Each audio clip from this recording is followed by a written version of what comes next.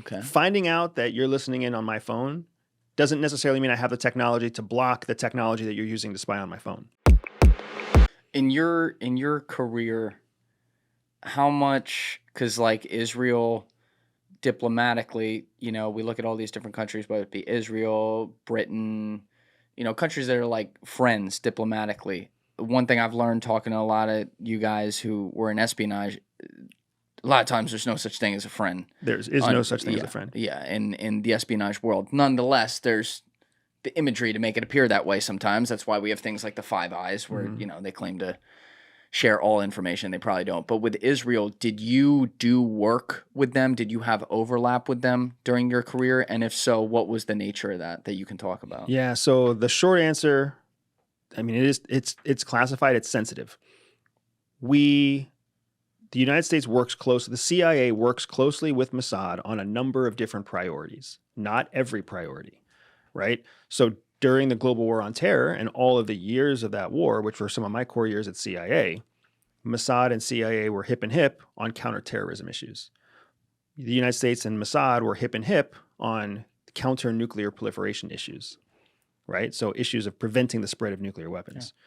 But on topics like the rise of China, now all of a sudden there's secrets between Mossad and the United States. And you got to keep in mind too that there's a long history of Israel spying against the United States by creating moles inside the U.S. government. Yeah, Jonathan Pollard.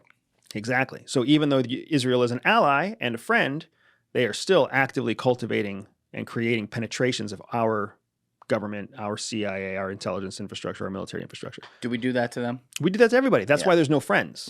Right? No, everybody does it to us. We do it to everybody else. Right? Remember when Obama was caught spying on Angela Merkel in 2009, I think it was?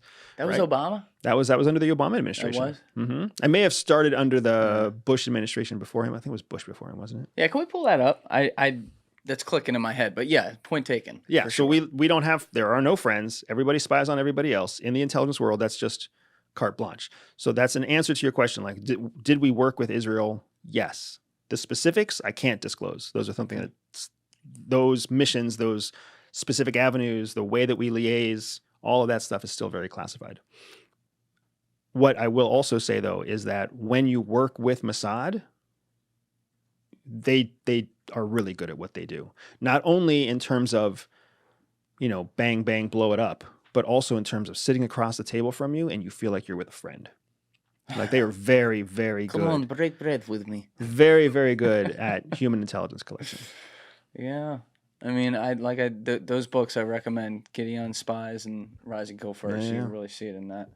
All right, yeah, we just, unless you pulled this up. So Merkel calls Obama about U.S. spying on her phone. No, we would never. We would never do that. Germany is a friend and a democracy.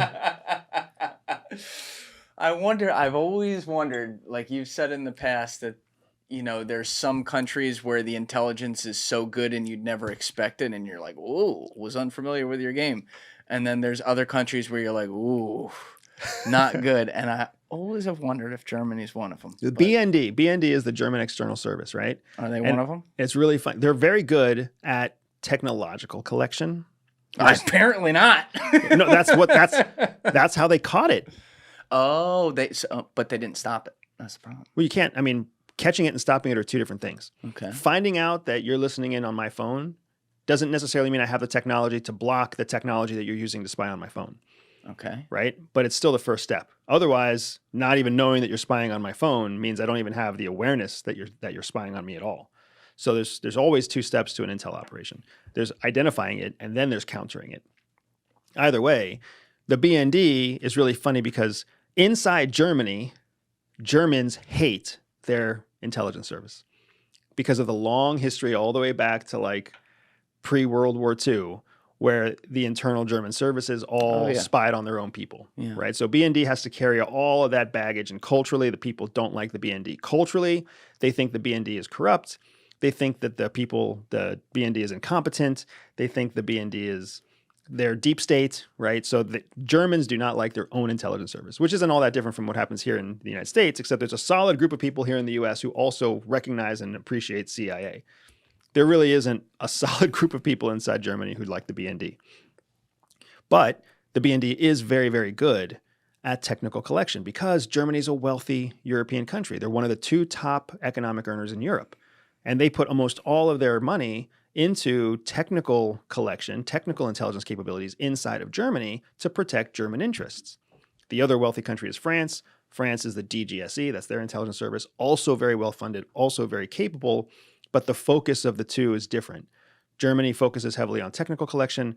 DGSE focuses on offensive and defensive industrial and economic espionage more than just technical collection. But they're both very well funded because a huge portion of their GDP gets reinvested into intelligence.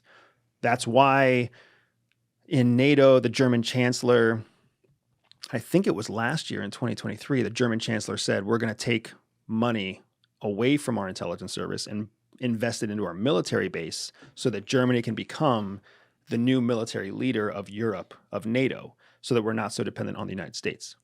Which is funny to think that Germany is going to invest in growing its military to become the new military power of NATO. Because the last time Germany had a giant military power, didn't turn out so good for, the North Atlantic. No, it didn't. That's interesting that attitude you point to is this psychological thing that's existed across generations in their society. And it's, the easiest thing to break is trust. Yeah. And the hardest thing to build is trust. Absolutely. Right? So you do one thing and it's gone. And I think about this a lot here now because you and I have had plenty of conversations before. We don't need to go through and redo some of those.